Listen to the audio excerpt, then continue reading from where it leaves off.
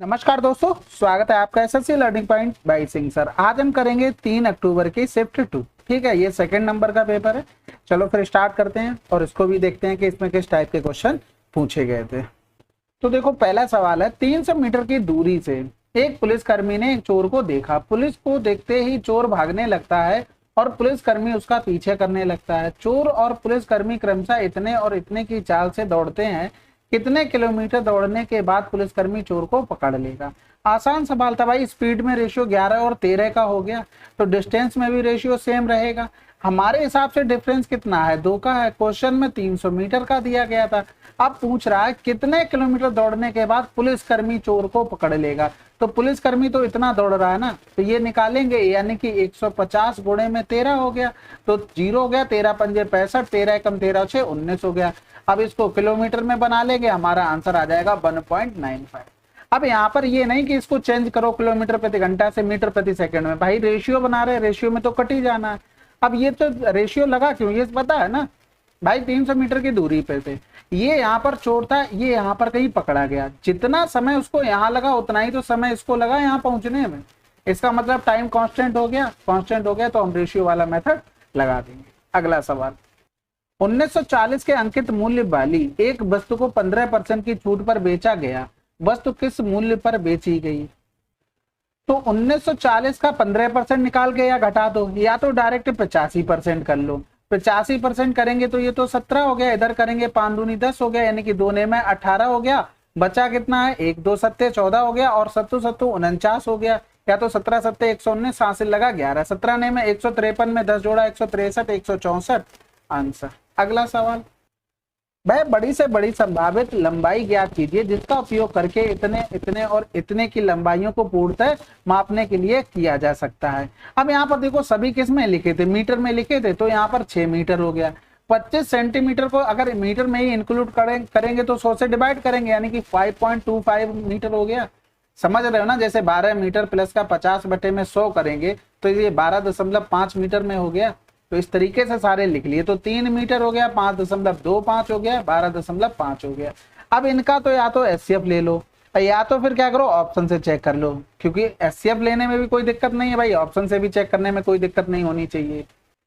तो यहाँ तो देखो, सब में पॉइंट तो लगा ही लगा है भाई। यहाँ पर अगर लिखोगे तो ये 600 बना देगा पॉइंट की वजह से। ऑप्शन हमने देख लिए हैं इसलिए लिख रहे हैं। ये 525 हो गया, 125 हो गया। इधर एक 0 और बढ़ाना पड़ेगा क्योंकि पॉइंट लगाएंगे। जैसे 12.5 लिखा, अब नीचे कोई नंबर लिखा पॉइंट ए बी, तो यहाँ से ये अगर पॉइंट हटाएंगे तो ऊपर एक एक्स्ट्रा पहुंच जाएगा ना, तो एक्स्ट्रा लिख दिया। अब ऑप्शन के भी सारे पॉइंट चले गए, बस नॉर्मल क्वेश्चन बचा हुआ है। तो अब आपको देखो 2 ऑप्शन अच्छे से दिख रहे होंगे, 75 और 25। ठीक है, 90 से काटने के लिए ये नहीं कटेगा क्योंकि 9 से डिविजिबिलिटी चाहिए ना, तो ये कैंसिल आउट हो गया। अब ये 7 पंजे 35, 7 से इसको काट लोगे, नहीं काट पाओगे तो इसको भी हटा दो। ये बचा 25 तिया में 75 हो गया। अब 3 से काटने के लिए 3 की डिविजिबिलिटी चाहिए, तो 5 2 7 1 8 हो रहा है इस वाले ऑप्शन में, तो 3 से तो नहीं कटेगा, आंसर लगा दो। ठीक है, बाकी आप एचसीएफ निकाल सकते हैं, आसानी होता है। चलो फिर अगला सवाल देखते हैं भाई। कह रहा है, यदि वर्ष 2019 में ऋण पर ब्याज और सेना के लिए इतने बिलियन खर्च किए गए तो उस वर्ष की कुल व्यय कितनी है? तो हो सकता है आप लोगों को थोड़ा कम दिख रहा हो। ये 62 है, ये 6% है, दोनों को मिलाकर 68 का मान दिया गया था, 850। अब टोटल परसेंटेज में तो 100 का मान निकालना था। 17 चौकू 68, 17 पना 85 हो गया।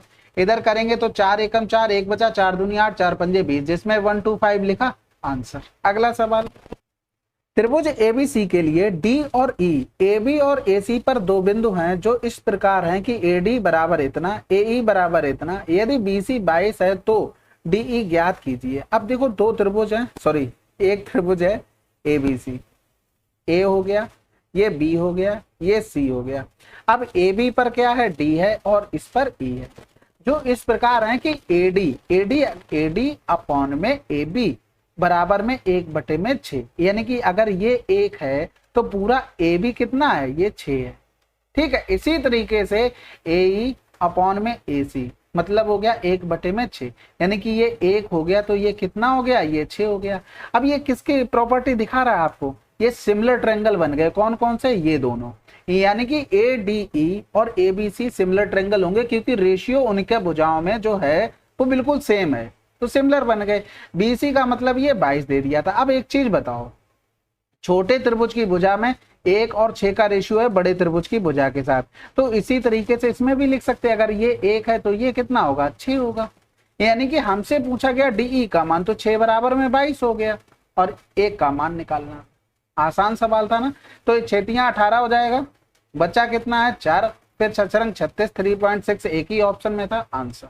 अगला सवाल कह रहा है पेंटिंग कक्षाओं में नामांकित विद्यार्थियों की संख्या सिंगिंग कक्षाओं में नामांकित विद्यार्थियों की संख्या के लगभग कितने % के बराबर है। तो सबसे पहले पेंटिंग भाई साहब कहाँ पर है, ये है, यानी कि 15 था।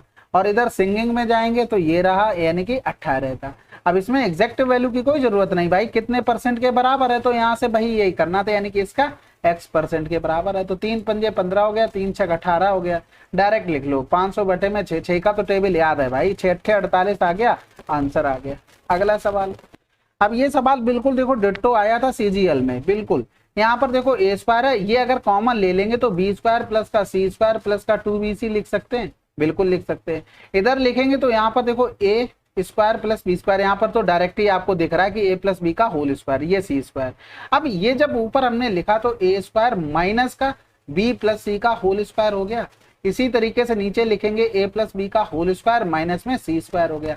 अब यहाँ पर ऊपर नीचे फार्मूला लगा देंगे कि a minus B a plus B का, ठीक है। तो अगर इन दोनों में लगाएंगे तो a माइनस का b माइनस का c हो गया एक बार, और एक बार सब प्लस हो जाएंगे, यानी कि प्लस का b प्लस का c हो गया। इसी तरीके से नीचे करेंगे a प्लस का b हो गया, सॉरी a प्लस बी और प्लस का c हो गया, और एक बार a प्लस बी माइनस का c हो गया। तो ये तो कैंसिल आउट हो गया। अब देख लो आंसर आ चुका है। अगला सवाल, अब देखो यहाँ पर a अनुक्रमानुपाती b दिया था इसके, और ये इसके दिया था ad के बीच संबंध। अब यहाँ पर देखो ये लिखा हुआ था, और इसके अलावा b दिया गया था अनुक्रमानुपाती 1/c, c दिया गया था d के। तो c की जगह हम d लिख सकते हैं, तो यहाँ पर d लिख दिया। अब इसमें b की जगह हम क्या लिख सकते थे, 1/d, क्योंकि b का मान क्या आ गया था 1/d, तो a अनुक्रमानुपाती है 1/d। अगला सवाल, सभी छात्राओं द्वारा हिंदी में प्राप्त अंकों का औसत परसेंटेज कितना है। तो देखो यहाँ पर किसके द्वारा पूछा गया, हिंदी का, यानी कि हिंदी का ये रहा। अब ये प्राप्त अंकों को दर्शाती है, यानी कि इन सबको जोड़ेंगे ये तो अंक आएंगे। तो 5 5 10 हो गया, हाथ से लगा 1, 9 9 8 17 हो गया, 17 और 14 21 31 हो जाएगा, यानी कि 310 नंबर उसने प्राप्त किए। टोटल देखो 100 नंबर का ये पेपर था ABC, तो 400 के सबके बने होंगे जाके 4 छात्रों के, यानी कि 400 गुणे में हो जाएगा 100, जो कैंसिल आउट हो गया। 4 7 28 हो गया, 3 बच गया, 4 7 28, 4 पंजे 20। अगला सवाल, अब इसको देखो ये तो आसान है भाई, एलसीएम ले लो 48, 12 चौक 48, 16 3 48, 8 छंग 48, 13 बटे 48, आंसर आ गया। अब ये भी नहीं कर पाओगे क्या, कह रहा था P और Q मिलकर एक कार्य को 30 दिनों में पूरा कर सकते हैं, Q और R मिलकर उसी कार्य को 24 दिनों में कर सकते हैं, तथा R और P मिलकर उसी कार्य को 20 दिनों में कर सकते हैं। उन्होंने एक साथ कार्य करना शुरू किया, लेकिन Q और R ने 10 दिनों के बाद कार्य छोड़ दिया। शेष कार्य पूरा करने में P को और कितने दिनों का समय लगेगा। तो यहाँ से देखो सबके मान लिखने पड़ेंगे, यानी कि 30 24 और 20 था, इनका मुझे एलसीएम लेना पड़ेगा, तो इकट्ठा ले लेते हैं 120। तो ये पहले PQ के लिए आ गया, 4 आ गई इफिशियंसी, QR के लिए इफिशियंसी लगेंगे तो 24 पंजे 120 हो गया, फिर RP के लिए लिखेंगे तो 2 छक्के 12 हो गया। अब कहा उन्होंने एक साथ कार्य करना शुरू किया, यानी कि अगर सबको मिला दें तो PQR की इफिशियंसी 6 4 10 5 15 बटे में 2 हो जाएगा, क्योंकि यहाँ पर सभी टर्म 2 2 लिखे थे, तो 2 प्लस में करेंगे तो वो 2 बटे में आ गया।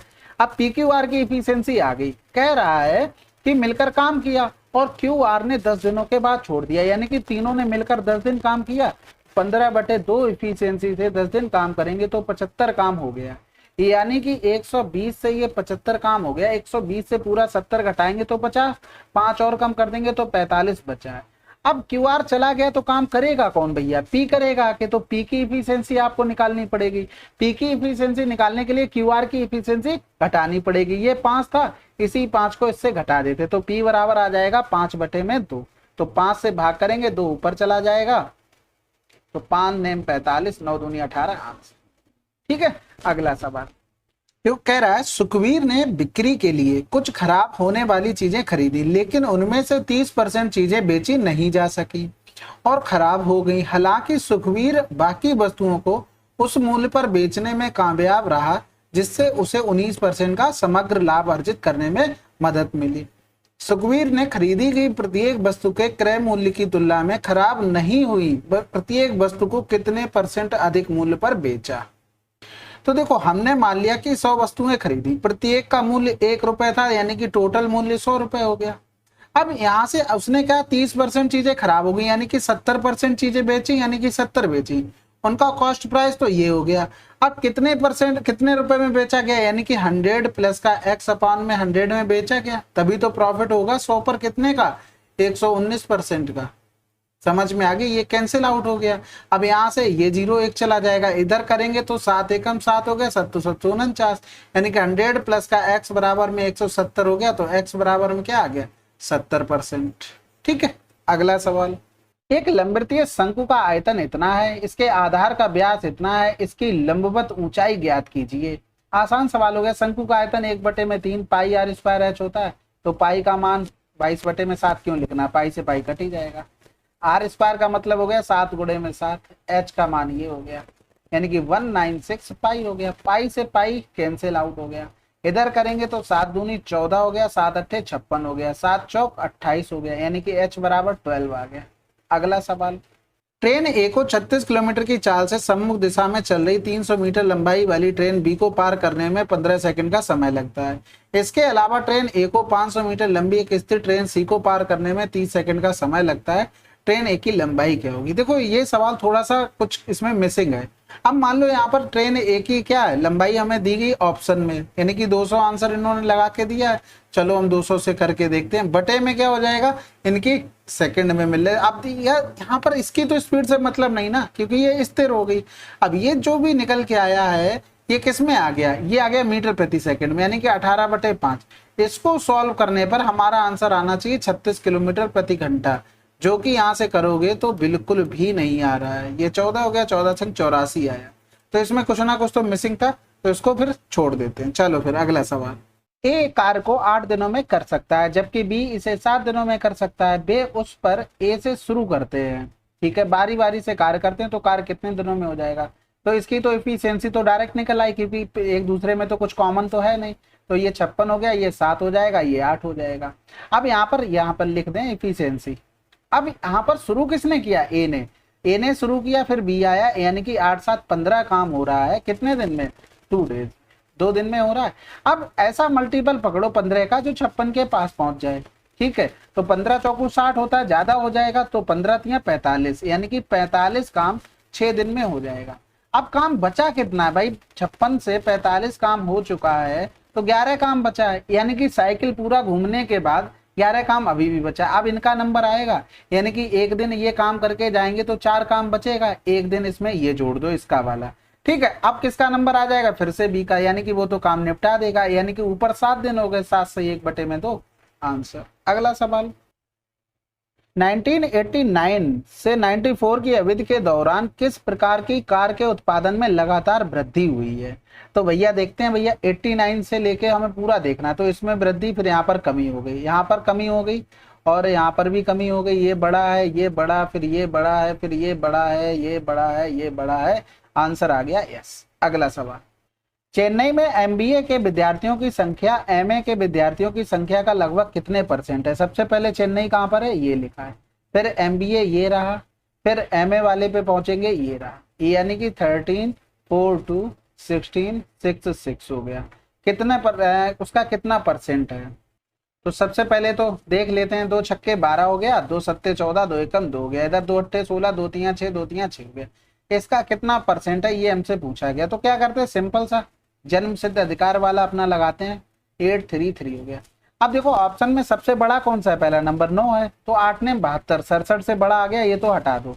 फिर करेंगे 8 2 64, 67 से छोटा आ रहा, तो फटाफट 8 का गुणा करेंगे, 8 तियां 24, हाथ से लगा दो, 8 तियां 24, 2 26 हो गया, 8 2 64 और 2 66 हो गया। देखो 67 से छोटा आ गया, आंसर लगा दो, बात खत्म। अगला सवाल। यह देखते हुए कि मतदाताओं की कुल संख्या इतनी है, यदि चुनाव में किसी उम्मीदवार को कुल वैध मतों के 75% मत प्राप्त हुए और कुल मतों के 5% मत अमान्य घोषित किए गए, तो चुनाव में उम्मीदवार के पक्ष में डाले गए वैध मतों की संख्या कितनी है। तो 146,000, 5% अमान्य हो गए, तो 95% मान्य बचे।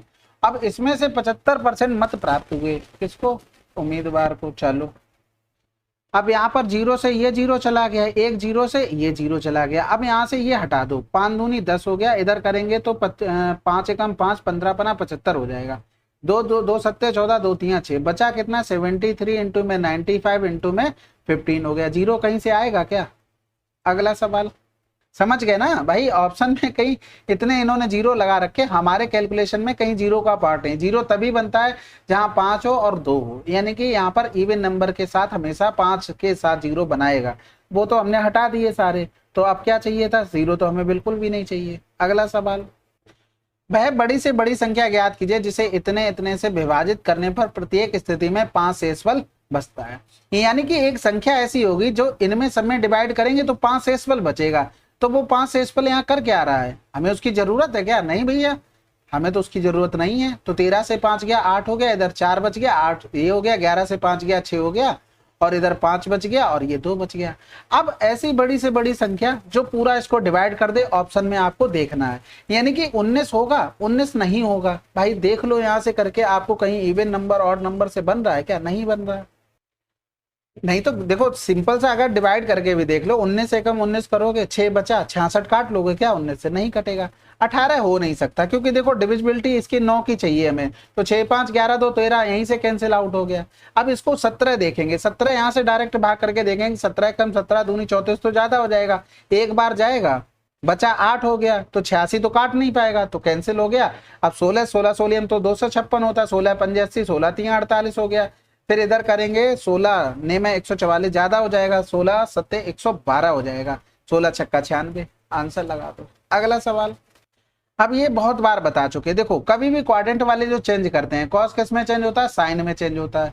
कॉट किस में चेंज होता है? टेन में होता है। और सेक किस में होता है? कोसेक में चेंज होता है। तो हमेशा ध्यान रखो, अगर इनके एंगल का सम 90 अगर आपको दिख रहा हो तो एक दूसरे को अपोजिट हम लिख सकते हैं।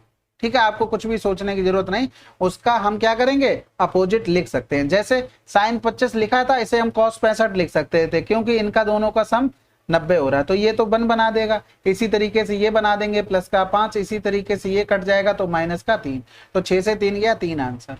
चेंज करके भी देख लेते हैं भाई, साइन 25 लिखा है, इसको क्या लिख सकते थे? इसको लिख सकते थे साइन 90 माइनस का 65। ठीक है, अब साइन चेंज किस में होगा? कॉस में। फर्स्ट क्वाड्रेंट में यानी कि सारे प्लस होंगे तो कॉस हो गया, और कॉस हो गया ये कॉस 65, तो साइन की जगह इसको पुट कर देते, हमारा आंसर आ जाता है। इसी तरीके से सारे चेंज के लिए साइन कॉस में होता था, कॉस साइन में, भाई सेम लिखे थे, सबका एंगल का सम 90 हो रहा था।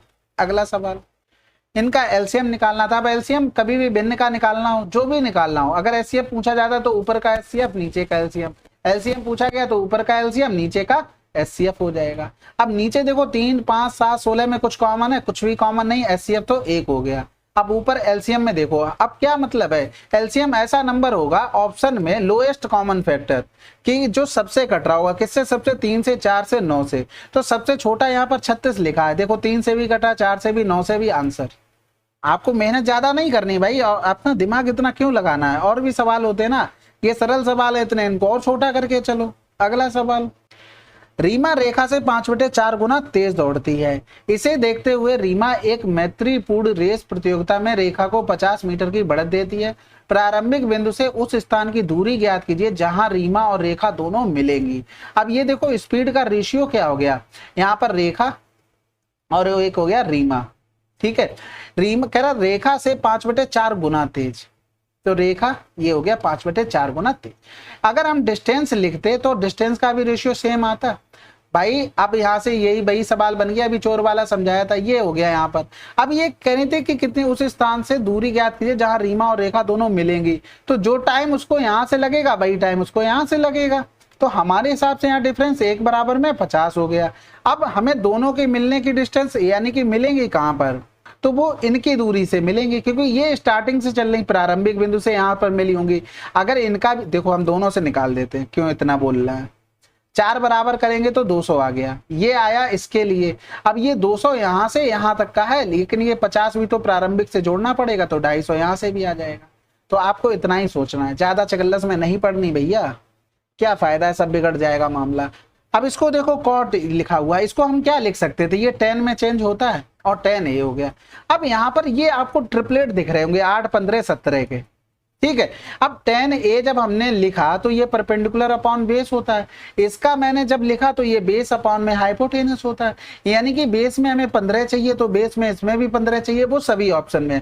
अब परपेंडिकुलर एक ही ऑप्शन बचता है 8 आएगा, हटा दो सारे, ये कर क्या रहे, ठीक है। आपको कितना पेन चलाना था भैया, 8, 15, 17 बन रहा था, बस आपको 10 सोचना था, ऊपर आपका परपेंडिकुलर 8 आ रहा, बात खत्म, इतना ही दिमाग लगता है। अगला सवाल, 7 सेंटीमीटर आधार त्रिज्या और 10 सेंटीमीटर त्रियक ऊंचाई वाले शंकु का वक्र पृष्ठीय क्षेत्रफल। आसान सवाल है, 22/7 कैंसिल हो गया, 220 आंसर आ गया। पाई आर एल लगाओगे ना, अब इसमें तो मैं कुछ नहीं करने वाला हूं। अगला सवाल, 6 सेंटीमीटर और 4 सेंटीमीटर त्रिज्या वाले दो वृत्तों के बीच की अनुप्रस्थ उभयनिष्ठ स्पर्श रेखा यानी कि ट्रांसवर्स कॉमन टेंजेंट की लंबाई ज्ञात करें जबकि उनके केंद्रों के बीच की दूरी 14 सेंटीमीटर है। अब देखो ट्रांसवर्स लाइन बोल दी, इसमें कंफ्यूजन तो सबको रहता है, फार्मूला तो सभी को याद होता है कि d² माइनस का होगा r1 और प्लस में होगा या माइनस में स्क्वायर होगा। हमेशा याद रखो भाई, देखो दो तरीके की रेखाएं होती है, एक तो ऐसे बनता है, एक तो ऐसे बनता है। ये रेखा जो ऐसे बन रही है वो डायरेक्ट होती है, तो डायरेक्ट वाली में ये साइन किसका होता है, वैसे हम जोड़ गुणा भाग करते हैं, ये माइनस का साइन होता है। तो जब भी अगर डायरेक्ट टेंजेंट दी जाए तो हमेशा ध्यान रखो वो माइनस का साइन होगा। ट्रांसवर्स वाली में ऐसे बनता तो हल्का हल्का प्लस वाला साइन दे रहा, तो ये प्लस का कर दो। तो इस तरीके से आप जैसे मनो ट्रिक बना लिया करो, जरूरी थोड़ी ना कि हर तरीके से एग्जैक्ट याद ही कर लो। तो डी का मान 14 का स्क्वायर हो गया, रेडियस दोनों जुड़ जाएंगे यानी कि 6, 4, 10 का स्क्वायर हो गया। इसमें ट्रिपल, इसमें a² माइनस b² का फार्मूला यानी कि 24 गुणे में 4 हो गया, 4 छंग 24, 4 बाहर आ जाएगा, √6 आंसर। अगला सवाल, एक छात्रावास के मेस में एक सप्ताह के लिए 217 अंडों की आवश्यकता होती है। जुलाई, अगस्त और सितंबर के महीनों के लिए मेस में कुल कितने अंडों की आवश्यकता होगी, यानी कि 217 एक सप्ताह के लिए, यानी कि एक दिन के लिए इतने अंडे चाहिए। जुलाई कितने का होता है, 31 का, अगस्त भी 31 का, सितंबर 30 का, यानी कि 2, 3, 3, 6, 3, 9 हो गया। यानी कि ये हो नहीं सकता, ये हो नहीं सकता, और 4 दूनी 8, ये भी नहीं हो सकता आंसर। भाई यहाँ पर हमने डायरेक्ट देखा ना, 23 गुणे में 4 लिखा है और 0 आने की तो कई संभावना नहीं, तो पहले तो कट गया, नहीं तो हमने 4 की डिविजिबिलिटी पकड़ी, तो इवन नंबर होना चाहिए लास्ट में, तो ये तो हो नहीं सकते भाई। 7 से तो 92 कट नहीं रहा ना, यहाँ पर गुणा करते आप, थोड़ा सा दिमाग लगाइए भाई। तो 4 की डिविजिबिलिटी आपको देखनी थी, इसमें तो हो गए नहीं, और फिर उसके बाद 2 नंबर बचे थे, 0 तो कहीं से आना नहीं था, तो इस तरीके से आपका आंसर आ जाना था। वैसे भी गुणा भाग कर लो, आसानी है। अगला सवाल, 4 सेंटीमीटर व्यास वाले एक अर्धगोले के संपूर्ण पृष्ठीय क्षेत्रफल और वक्र पृष्ठीय क्षेत्रफल का अंतर क्या होगा। देखो बहुत सिंपल हो गया ये तो, वक्र पृष्ठीय क्षेत्रफल 2πr², भाई गोले का पूरा 4πr², 2πr² अर्धगोले को हो गया। इसका करेंगे तो संपूर्ण यानी कि 3πr² हो गया। दोनों का डिफरेंस क्या आ रहा, πr² आ रहा, यानी कि पाई तो रहना ही रहना। रेडियस 2 दे दी थी, 2 की पावर 2, आंसर आ गया 4 पाई। अगला सवाल, एक दुकानदार को 55 प्रति केजी और 70 प्रति केजी मूल्य वाले 2 प्रकार के चावल को किस अनुपात में मिलाना चाहिए ताकि इतने में बेच सके। ये तो आसान है,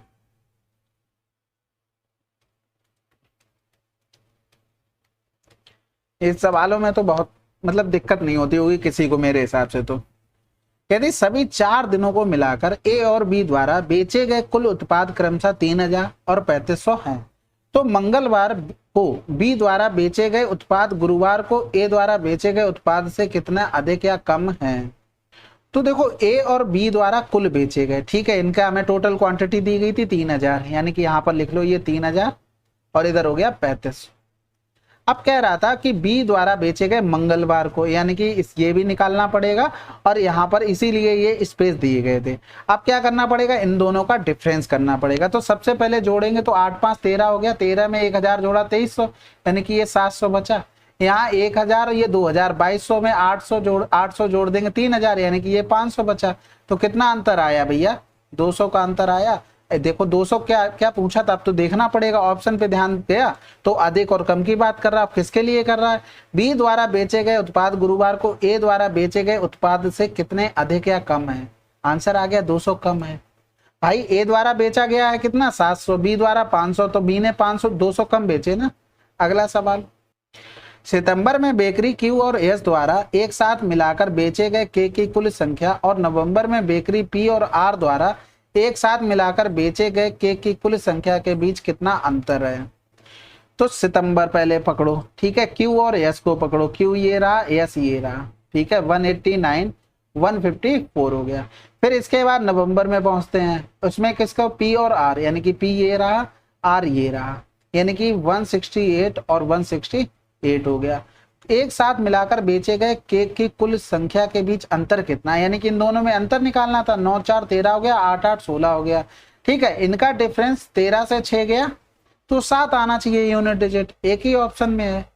समझ गए ना भाई, इनको पूरा करने की जरूरत नहीं है, एक सिंगल नंबर लिखे हैं, यूनिट डिजिट से काम कर लिया। अगला सवाल, अब देखो दिया गया था कॉट थीटा बराबर 4/3, यानी कि हम लिख सकते हैं कॉट थीटा बराबर 4/3, और ये हो गया 20 अपॉन में परपेंडिकुलर हो गया। अब यहाँ पर अगर लिखोगे cos square theta upon sine square theta, फिर काट के उतना मत करो, ठीक है, डायरेक्ट लिख लो। यहाँ पर 5 इंटू में पी कॉस स्क्वायर थीटा। आपको एक चीज पता है, इसमें आपका हाइपोटेनस आना है, लेकिन यहाँ पर आप देखो 4 और 3, हाइपोटेनस अगर अलग बचा तो वो केवल 5 होगा, यानी कि कर्ड का मान 5 हो गया बस। अब कॉस थीटा आपका होता क्या है, बेस अपॉन में कर्ड होता है, यानी कि बेस यहाँ पर देखो 4 लिखा है, तो 4 चौकू 16 55 25 हो गया, इंटू में साइन थीटा का मान क्या हो गया, परपेंडिकुलर अपॉन में हाइपोटेनस यानी कि कर्ड हो गया, तो परपेंडिकुलर का मान 3 और 3/5 हो जाएगा, बराबर में कॉट स्क्वायर थीटा का मान दिया ही गया था, 4 गुणे में 4 3 गुणे में 3 हो गया, ये कैंसिल आउट हो गया। और यहाँ पर 5 से ये 5 कैंसिल आउट हो गया, आंसर आ गया 25/27। ठीक है, तो आपको स्मार्ट अप्रोच अपनानी पड़ेगी, बाकी आंसर जितनी जल्दी लाओगे उतना ही फायदा है। आपको भी पता है कि पेपर इतना आसान आने लगा है, केवल एक ही कंपटीशन रह गया कि जो जितनी जल्दी कर ले। ठीक है, अब 2 सवाल आते हैं, वो तो देखो सभी के लिए अच्छे होते हैं, चाहे पढ़ने वाले बच्चे हो, चाहे ना पढ़ने वाले हो, चाहे 1 साल से तैयारी कर रहे हो, चाहे 2 साल से कर रहे हो। ठीक है, लेकिन आप एक चीज समझो, जब सारे क्वेश्चन कुछ लेवल के होंगे ना, तो कम से कम जो 2-3 साल से पढ़ रहे उनको तो कुछ तो फायदा मिलेगा। अभी क्या हो रहा है कि जो भी 6-7 महीने से तैयारी करना स्टार्ट करते हैं वो आराम से फोड़ के निकल आते हैं, वो भी क्योंकि पेपर ही इतना आसान आ रहा है। लेकिन कोई बात नहीं, सबको मौका मिलना चाहिए, आप लोग भी सिलेक्शन लो। अगर आप जल्दी में तैयारी करना स्टार्ट किए हुए, किसी से कोई पंचायत नहीं, आप अपना सिलेक्शन लो, जो बोलता है उसे बोलने दो, आपको केवल सिलेक्शन से मतलब होना चाहिए। चलो फिर अगला सवाल, एक ग्रामीण चुनाव में शाहरुख को कुल वैध मतों के 80% मत प्राप्त हुए, 10% मत अमान्य थे। यदि मतों की कुल संख्या 4500 थी तो दूसरे उम्मीदवार को प्राप्त वैध मतों की संख्या बताइए। कुल मतों की संख्या 4500 थी, ठीक है। अब यहाँ पर 10% अमान्य हो गए, यानी कि 90% मान्य बचे होंगे। ठीक है, कह रहा था 80% प्राप्त हुए शाहरुख को, तो दूसरे को, यानी कि अगर हम टोटल को 100% मान लें, एक को 80% हुए तो दूसरे को 20% हुए होंगे। कहने का मतलब समझ गए ना, टोटल 100% वोट वैध मिल गए हमको, अब इसका हमें 20% ही तो निकालना था दूसरे के लिए। बात खत्म हो गई, आंसर आ गया। तो 9 का मल्टीपल देख लेते, और वो भी 2 बार जाना चाहिए, 45 वाला तो एक ही बार कटेगा, तो हटा दो, 5 3 8 होगा नहीं, 6 2 8 होगा नहीं, आंसर आ गया था 3 0 हो गए। ठीक है, 45 दूनी 90 हो गया, 9 ने 81 हो गया, आंसर आ गया, बात खत्म। अगला सवाल, एक वृत्त के त्रिज्यखंड का परिमाप इतना है और त्रिज्या इतनी है, त्रिज्यखंड का क्षेत्रफल बताना है। तो देखो त्रिज्यखंड होगा वो इस तरीके से बना होगा, कहीं ना कहीं ऐसे ही तो बना होगा। जब इसका परिमाप लिखेंगे ना तो ये पूरा ऐड होगा इसमें। उसने चाप की लंबाई नहीं बोली है, उसने पूरा बोला है कि भैया परिमाप, यानी कि अगर ये पूरा 24 है, इसमें से हम 6 घटा दें तो ये चाप की लंबाई हमें मिल जाएगी, यानी कि 18 आ गई।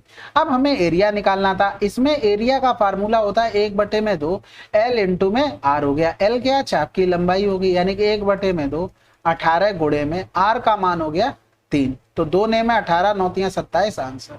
अब ये फार्मूला आपको पता है ना, आप कुछ नहीं, सिंपल सा एक फार्मूला होता है πr² थीटा बटे में 360, इधर करेंगे 2 पाई r थीटा बटे में 360। ये हो गया किसका, एरिया अपॉन में ये हो गया किसका, चाप का, यानी कि एल का। अब इसको जब सॉल्व करोगे तो यही फार्मूला निकल के आता है, तो आप इसको नोट कर लो। उस टाइम भी हमने इस पर बहुत फोर्स दिया था, जब भी CHSL और CGL का करवा रहे थे कि इस पे सवाल पूछे जाएंगे, तो पूछे जा रहे हैं। ठीक है, अगला सवाल, LCM निकालना है, एज यूजुअल आसान सवाल है। सबसे पहले नीचे देखो SCF निकालना होगा, तो SCF हो गया, ऊपर वाले का LCM हो जाएगा। तो SCF तो सभी में बराबर 2 लिखा हुआ, तो उससे तो कोई मतलब नहीं है। अब ऊपर वाली संख्या सबसे कट जानी चाहिए, तो देखो 101 किसी से कटेगी क्या भैया, 3 से ही नहीं कट रही है, 9 1 10 नहीं कट रहा 3 से, ये कट जाएगा। लेकिन ये देखो आगे 9 से कट पाएगा, नहीं कट पाएगा। आंसर आपको दिमाग पे स्ट्रेस नहीं देना, आपको क्वेश्चन के ऊपर उससे बोलो भैया तुम टेंशन लो, हम टेंशन नहीं लेंगे, ठीक है। जॉन अकेले किसी काम को 20 दिनों में कर सकता है, जबकि रवि अकेले 28 दिनों में। यदि वे एक साथ कार्य करते हैं तो दोनों मिलकर कितने दिनों में कर पाए? 20 गुणे में 28, दोनों को जोड़ दो 48, बस इतना ही लिखना होता है। तो 4 सत्ते 28, 4 एकम 4, 4 दूनी 8 हो गया। इधर करेंगे 4 तिया 12, 4 पंजे 20, यानी कि 35/3। आंसर आ गया 11, सही 2/3। समझ गए ना, हमने बहुत बार बताया अगर ए काम कर रहा है x दिन में, बी काम कर रहा है y दिन में। अब बोलते दोनों मिलकर कितने दिनों में करेंगे, तो x इंटू में y अपॉन में x प्लस का y, ये डायरेक्ट आपको निकालना। अगला सवाल, अब इस सवाल को देखो, ये पहले भी पूछा जाता रहा। किस तरीके से? x प्लस का 1 अपॉन में y बराबर में 1, y प्लस का 1 अपॉन z बराबर में 1 पूछेगा, फिर z प्लस का 1 अपॉन x बराबर क्या होगा।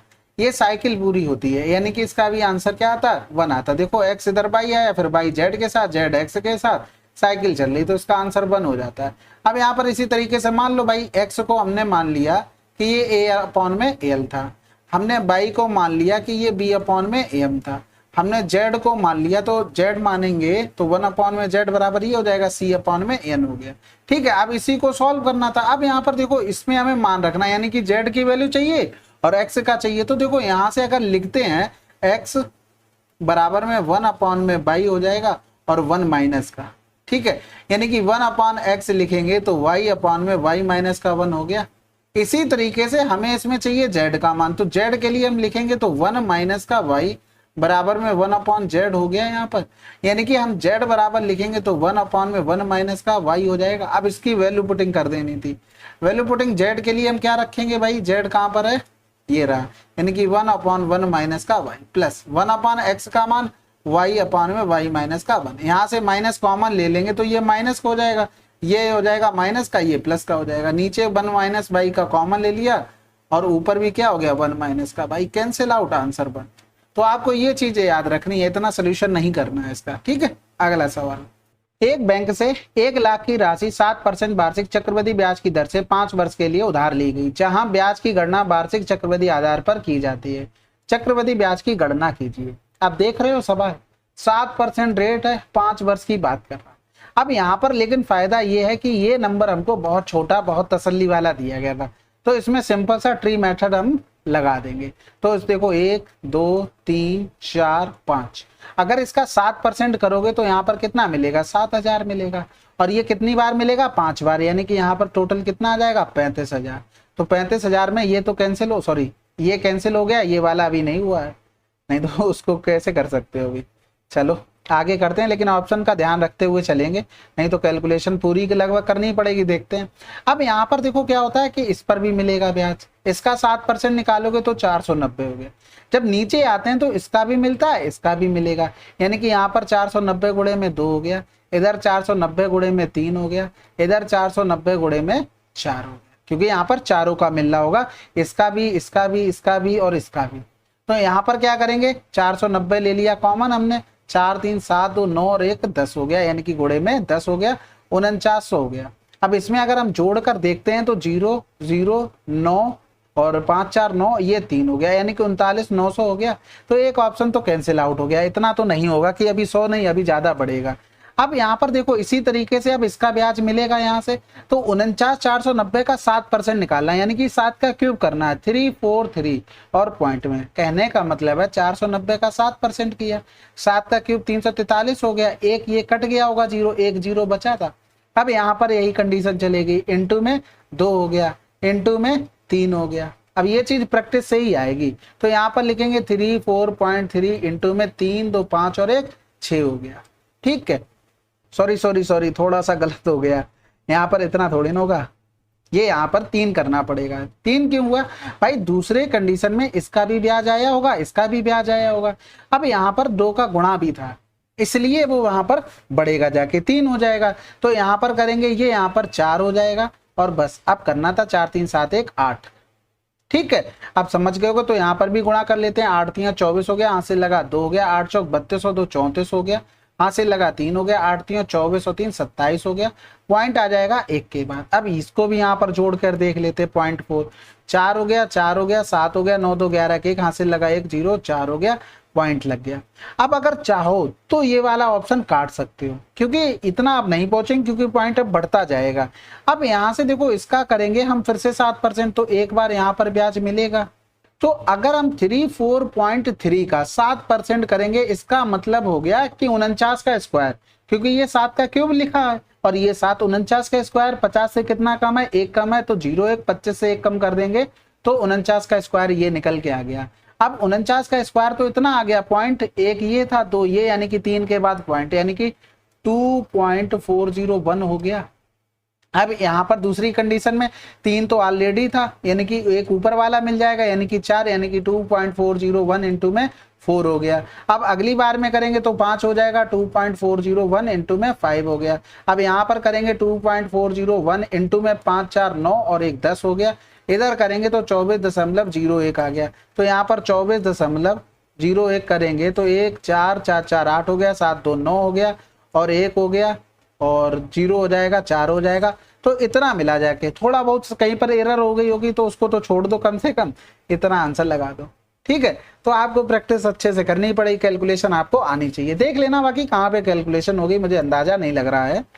ठीक है, बाकी तो अप्रोक्सीमेट हम लोग पहुंच ही गए हैं। तो इसी तरीके से अप्रोच करना था, बाकी तो कैलकुलेटिव था, आपको भी पता है 5 साल का उसमें ब्याज था। यदि अंकित मूल्य क्रय मूल्य से 75% अधिक है और अंकित मूल्य पर 40% की छूट दी जाती है तो लाभ क्या होगा। सिंपल सवाल है, 75 माइनस का 40 और प्लस माइनस माइनस 75 गुणे में 40 बटे में 100 हो गया। तो 0 से 0 चला गया, इनका डिफरेंस 5 7 से 4 गया 3, इधर कर देंगे 4 पंजे 20 हो गया, 4 सत्ते 28 और 2 30 हो गया, यानी कि 5% का प्रॉफिट होगा। अब भाई देखो सिंपल कॉस्ट प्राइस पर ही देखो उसने पैसे बढ़ाए, फिर यहाँ पर मार्क प्राइस आया होगा, फिर इस पर छूट दी होगी, तो छूट देने के बाद इसी से कंपेयर करेंगे। ये सवाल उसी टाइप का बन जाता है कि 20% बढ़ा दिया फिर 20% कम कर दिया, फिर यही तो फार्मूला लगाते थे। तो ये वही है। अगला सवाल, 25 रुपए प्रति मीटर स्क्वायर की दर से एक 30 मीटर ऊंचे ठोस लंबवृत्तीय बेलन का के संपूर्ण पृष्ठीय क्षेत्रफल को पेंट करने की लागत इतनी है, इस बेलन का आयतन ज्ञात कीजिए।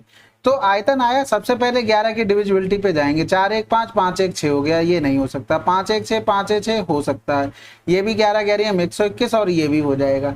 तो अब हमें क्या करना पड़ेगा, सोल्यूशन करना पड़ेगा। देखो संपूर्ण पृष्ठीय क्षेत्रफल 2 पाई r h प्लस का r और बराबर में ये हमको क्या दे दिया था, अच्छा टोटल लागत दी गई थी, इस पर हम 25 का गुणा करते तो ये बराबर में 18,425 दिया गया था, यानी कि हम लिखते तो 2 गुणे में 22 बटे में 7 हो गया और यहाँ पर इंटू में r हो गया, इसका मान 30 हो गया, इसका प्लस में r हो गया और इसको काट देंगे यहाँ से, 25 एकम 25 25 सत्ते 175 हो गया, 9 बच गया तो 25 तिया 75, हाँ ठीक है 75 हुआ, तो इसमें 7 जोड़ेंगे यानी कि फिर से 175 बन गया, 25 सत्ते 175 हो गया।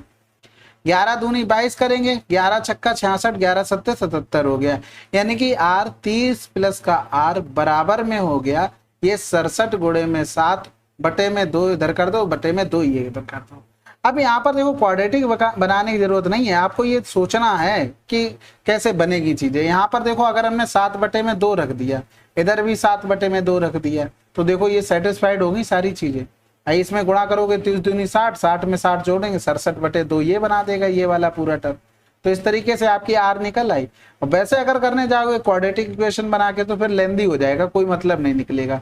बेलन का आयतन पाई आर स्क्वायर एच होता है, यानी कि 22 बटे में 7, आर स्क्वायर का मान 7 बटे में 2, 7 बटे में 2, एच का मान हो गया 30। ये कैंसिल आउट हो गया, इधर करेंगे तो ये 11 हो गया, इधर करेंगे ये 15 हो गया, 15 सत्ते 105 हो गया, गुणे में 11 हो गया यानी कि 55 और इधर 11 आंसर। ठीक है, अगला सवाल। अब ये तो आसान सवाल है, वैल्यू पुटिंग से करना चाहो उससे भी आ जाएगा। इसको रख देंगे 90, तो ये 1 हो गया, ये 0 हो गया, ये 1 हो गया और ये 1 हो गया, यानी कि 1 और 1 2 आंसर आ जाएगा। बाकी सॉल्व करना भी आसान था, ये लिखा हुआ था साइन 4 हो गया, यानी कि साइन स्क्वायर ए प्लस का cos square A bracket close हो गया, साइन स्क्वायर ए माइनस का कॉस स्क्वायर ए, ये हो गया इस तरीके से, ये क्या हो गया कोसेक स्क्वायर ए हो गया। तो यहाँ पर तो ये 1 हो गया, यानी कि इधर 1 प्लस का, अब ये 1 माइनस का कॉस स्क्वायर ए, इसके साथ अगर इसको हम अटैच कर देंगे तो ये क्या बना देगा साइन स्क्वायर ए, तो ये 2 साइन स्क्वायर ए बन गया टोटल, क्योंकि ये भी तो था भैया, इसको भी तो जोड़ोगे तो 2 साइन स्क्वायर ए इंटू में कोसेक स्क्वायर ए को हम क्या लिख सकते थे 1 अपॉन में साइन स्क्वायर ए लिख सकते थे, ये कैंसिल आउट हो गया, ये आंसर। आप ट्रिग्नोमेट्री देखो लेवल थोड़ा उसका ऊपर उठता जा रहा है, तो मैं यही कहना चाहूंगा कि भैया फार्मूले वगैरह पे या फिर जो बेसिक से करते हैं उस पर भी ध्यान देते चलो, क्योंकि आप क्या वैल्यू पुटिंग करो कोई डाउट नहीं है, वो ठीक है, लेकिन साथ साथ आपको प्रोसेस पता होना चाहिए, तो बाई चांस आप कहीं फंसते हैं ना तो आंसर आपका आ गया। तो इसका एलसीएम निकाल लेते हैं भाई। 210 को क्या लिख सकते थे, 7 गुणे में 30 लिख सकते थे, इसको लिख सकते थे 7 चौक 28, 7 अट्ठे 56 हो गया, इधर लिखेंगे 7 7 49, 7 दूनी 14 हो गया। अब इतना बन गया, यानी कि 7 सब में कॉमन आ गया। अब यहाँ से देखो इसमें 6 कॉमन आ जाएगा, 6 पंजे 30 हो गया, 6 48 हो गया, 12 छंग 72 हो गया। अब यहाँ पर देखो 5 तो किसी में कॉमन नहीं, इन दोनों का एलसीएम लिखोगे कितना आ जाएगा, 24 आ जाएगा, बस एलसीएम आ गया हमारा। इधर करेंगे तो 120, इधर हो गया 7 छक्का 42 हो गया, तो ये भी कैंसिल हो गया, 12 चौक 48 के आसपास पहुंचेगा, आंसर हटा दो भाई। यहाँ पर 40 ही रहने दो और यहाँ पर रहने दो 12 चौक 48, यानी कि यहाँ पर 4800 पर पहुंच रहे हैं, तो ये तो वैसे भी कम लिखे हैं। अगला सवाल कह रहा है श्रम और इमारती लकड़ी पर कुल व्यय का परसेंटेज बताइए। तो देखो यहाँ पर आपको तो दिखेगा नहीं, लेबर पर ये था और टिम्बर पर ये था, ठीक है, ये टोटल आया इन दोनों पर। अब यहाँ पर ये सब दिया गया था ना, इसमें डिग्री में दिया गया है, यानी कि ये पूरा 360 हो गया हमारा हिसाब से खर्चा, इंटू में 100, इस पर काम करने की जरूरत नहीं है अभी, ठीक है। 40 60 हो गया, यानी कि सॉरी 100 हो गया, 110 बटे में 360 और इधर गुणे में 100 हो गया, तो 0 से 0 कट गया, 4 नेम 36 हो गया, और इधर करेंगे तो 100 आ गया, 25 आ जाएगा, क्योंकि ये 0 हो गया और इनको कर लिया पास में, ठीक है, तो 25 हो जाएगा, यानी कि 275 अपॉन में 9 हो गया, 9 तिया में 27 हो गया, 0 हो गया, 9 पन्ना 45, 30.5 आ जाएगा, आंसर लगा दो, ठीक है। ऐसे भी लिख लो जैसे लिखा हुआ उसमें, तो 5 बटे में 9 हो जाएगा, बाकी तो आप होशियार हैं ही। अब ये देखो सबसे पहले वार को सॉल्व करते हैं, तो 4 से 3 गया, सॉरी 4 से 2 गया, तो 2.3 हो गया, इधर 5.4 था, यहाँ डिफरेंस करेंगे 1 हो गया, ये 5 से 2 गया 3 हो गया, इन दोनों का डिफरेंस 4 हो गया 3 हो गया, इन दोनों का डिफरेंस 2 हो गया, 8 से 3 गया 5 हो गया, इन दोनों का डिफरेंस 7 हो गया, काम हो गया। अगला सवाल, एक वृत्त के त्रिज्यखंड का केंद्रीय कोण इतना और एक लंबाई 22 सेंटीमीटर है, वृत्त की त्रिज्या ज्ञात कीजिए। एक की लंबाई का क्या मतलब है, यहाँ पर या तो चाप दिया होगा, चलो देखते हैं किससे बनता है भाई, 2 पाई आर, यानी कि 22 बटे में 7, आर हो गया थीटा बटे में 360 हो गया, थीटा का मान 45 दिया था, बराबर में दे दिया था 22, तो ये इससे कैंसिल आउट हो गया। इधर करेंगे 9 पन्ना 45, 9 चौक 36 हो गया, इधर करेंगे तो 2 दूनी 4 हो गया, इधर करेंगे तो 5 चौकू 20 हो गया, आर बराबर में 28 हो गया, तो यहाँ पर एक चाप की लंबाई दी गई थी, ठीक है। अगला सवाल, एक कुरियर साहब पर 8 पार्सलों का वजन इतना इतना इतना है, तो उनका औसत वजन क्या होगा। अब क्या करना पड़ेगा, इसमें सिंपल सा भाई जोड़ना पड़ेगा, इसके अलावा कोई ऑप्शन नहीं बचता हमारे पास। ये तो देखो पहले तो यहाँ पर ग्राम में दिया गया था, तो सारे चेंज करने पड़ेंगे, या तो सारे केजी में ही रहने दो, क्योंकि केजी में ज्यादा लिखे हुए हैं। तो यहाँ पर अगर करेंगे 1000 से डिवाइड कर देंगे तो 0.3 के बाद आना चाहिए था, तो ये पॉइंट यहाँ पर आ गया, इसमें भी करेंगे ये पॉइंट यहाँ पर आ गया, बाकी तो कुछ नहीं बचा ना। अब पॉइंट के बाद देखो 2 नंबर लिखे हुए, तो यहाँ से तो कुछ नहीं जुड़ेगा, यहाँ से 5 जुड़ गया, 5 5 10 हो गया, 10 5 15 हो गया, 15 5 20 हो गया, 20 20 20, बस 20 की 0 यहाँ से लगा, 2 हो गया। अब 2 हो गया तो यहाँ पर 5 2 7 7 2 9 9 3 12 हो गया, 12 और 7 19 हो गया, 19 और 9 28, कुछ गलत तो नहीं हो गया, 19 9 28 हो गया, 28 और 7 35 हो गया, 35 और 4 39 हो गया, 39 में 5 जोड़ देंगे 44 हो गया, यहाँ से लगा 4 4 1 5 हो गया, या तो देखो 1 2 3 3 ही हो गया ना, बस 3 4 3 7। अब ये तो आ गया आपका किसमें, केजी में आ गया, हमें क्या पंचायत है भैया, 2 2 4 हो गया और 5 6 7 8 से भाग करना था, तो इधर करेंगे 8 ने 72, 2 बचा, 8 दूनी 16, 8 पन्ने 40, किसी में 925 लिखा है आंसर। अब हमें इससे नहीं मतलब है कि क्या 0 आ रहा क्या नहीं आ रहा है, क्योंकि ऑप्शन नहीं चाहता, ऑप्शन इस तरीके से लिखे होते 9250 ग्राम, 92500, 9.25, 92.5, तब तो हम 0 को प्रॉपर वैल्यू देते, लेकिन यहाँ पर वो चाह नहीं रहा तो हम करेंगे भी नहीं, बाकी तो आप समझदार हैं, ठीक है। तो इसको देखो, एक शंक्वाकार बर्तन की त्रिज्या इतनी है, तिर्यक ऊंचाई इतनी है, बर्तन के बकरिए भाग का सफेद रंग से पेंट किया जाना है, इतने रुपए की दर से पेंटिंग की लागत कितनी होगी। तो सबसे पहले तो देखो पाई तो आना ही आना है, तो 11 की डिविजिबिलिटी 5 1 6 7 2 9 5 4 9 हो रहा है, तीसरे में 5 1 6 ये भी हो रहा है और 8 5 13 ये भी हो रहा है, यानी कि तीनों मिल गए। 3 की डिविजिबिलिटी भी देख लो, इसमें मिल गई, 8 2 10 5 15 इसमें भी मिल गई, 7 4 11 2 13 5 18 इसमें भी मिल गई, उससे भी कोई बात नहीं बनी। इसका मतलब हमें पूरा कैलकुलेशन करनी पड़ेगी। अगर बाई चांस मिल जाता तो टाइम बहुत बचता है पेपर में, इसलिए ये याद रखना। अब यहाँ पर सेंटीमीटर स्क्वायर में बात हो रही है, शंकुआकार बर्तन है और बकरी है, यानी कि पाई आर एल की बात हो रही है। तो 22/7 आर का मान 21 हो गया, एल का मान 25 दिया गया था, 1.5 हो गया, तो 7 या 21 हो गया और इधर 22 लिखा हुआ, तब तक तो ये चला जाएगा, 15 दूनी 30, 15 दूनी 30 और 3 33 हो गया, यानी कि 3 का गुणा करेंगे तो 99 हो गया, गुणे में 25 हो गया, 25 ने में 225, जीरो तो कहीं आना नहीं है।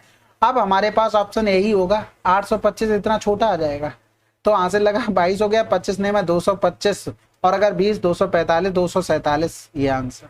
अगला सवाल, यदि किसी वस्तु के 10% लाभ पर और 7% लाभ पर विक्रय मूल्यों के बीच अंतर इतना है तो वस्तु का क्रय मूल्य क्या होगा? सिंपल है भाई, 3 बराबर में 6 दिया था, 100 बराबर में 200 आंसर। भाई हमने मान लिया कि 100 था, यहाँ पर बढ़ाया तो 110 हो गया, यहाँ पर 107 हो गया, हमारे हिसाब से डिफरेंस 3 का है, क्वेश्चन में 6 दिया गया था, 100 बराबर निकाल लिया। ये तो आसान था, आपको डायरेक्ट करना था। अगला सवाल, नास्तिक अपनी आय का 20% बचाता है जबकि शेष राशि भोजन, किराए, शिक्षा और खरीदारी पर खर्च करता है। आय का 15% भोजन पर खर्च किया जाता है जबकि 12,800 किराए पर, इतने शिक्षा और 7200 खरीदारी पर खर्च किए जाते हैं। खरीदारी पर खर्च की गई राशि कुल खर्च का इतना परसेंट है, भोजन का कितना धन खर्च किया गया। तो यहाँ पर देखो सिंपल सी बात ये है, टोटल अगर 100 रुपए हैं उसके पास, 20% वो बचा लेता है, खर्च कितना कर रहा है? 80 कर रहा है। इसी का 11.25% बराबर में हमें दिया गया है खरीदारी पर ना, खरीदारी कहां पर लिखा है? ये लिखा है, यानी कि 7200 की। ठीक है, अब हमें निकालना क्या है? हमें भोजन पर खर्च, तो भोजन पर इसका खर्च का कितना हो रहा था? 15%, यानी कि हमें 15 का मान निकालना था। तो ये 7200 बटे में 80 गुणे में 11.25, ऊपर पहुंच गया 100, पॉइंट हटाया और 100 पहुंच के इंटू में 15 हो गए। अब यहाँ पर कहीं ना कहीं ऐसा हो रहा होगा कि 15 का मल्टीपल आना चाहिए, तो ये तो 9 हो गया, 5 तो 7 2 9 हो जाएगा, यानी कि 9 एकम 9, 2 बच गया, फिर 9 एकम 9, 9 दूनी 18, 9 पन्ना 45, 25 पंजे 125 हो गया, 25 चौकू 100 हो गया। इधर कर देंगे तो 5 अट्ठे 40, 15 अट्ठे 120 हो गया, आंसर आ गया हमारा 12,000। ठीक है, अब इतनी आला उसमें लिखी हुई है, अगर पूरा सब कुछ करने जाओगे तो कुछ बनेगा? कुछ भी नहीं बनेगा, टाइम वेस्ट होगा, आंसर ही निकालते रहोगे। अगला सवाल, 1989-94 की अवधि के दौरान किस प्रकार की कार के उत्पादन में लगातार कमी हुई है? अब ये देखो एक बार जब माइंड सेट हो जाता ना कि हम एक सवाल ऐसा करके आए, तो अपने आप कॉन्फिडेंस बूस्ट हो जाता कि अरे अच्छा सवाल है भाई, सेम मिल गया। तो यहाँ पर क्या करा था? लगातार कमी की बात हो रही। देखो वृद्धि हो गई, खत्म, यहाँ कमी हुई, यहाँ वृद्धि हो गई, ये खत्म, यहाँ कमी हुई है, यहाँ कमी, फिर कमी, फिर कमी हो गई, फिर कमी हो गई, लेकिन यहाँ पर वृद्धि हो गई, तो ये खत्म हो गया। अच्छा, इधर टोटल दिया गया था, तो आंसर आ गया हमारा 8। ठीक है, अगला सवाल। चलिए फिर 50 क्वेश्चन हम लोगों ने कंप्लीट कर लिए और बहुत अच्छा रिवीजन आपका हो रहा होगा। आप पढ़ते रहिए, साथ साथ जो भी देखो इतनी सारी वीडियो पड़ी है, आप यहाँ से नहीं कहीं से भी करते चले।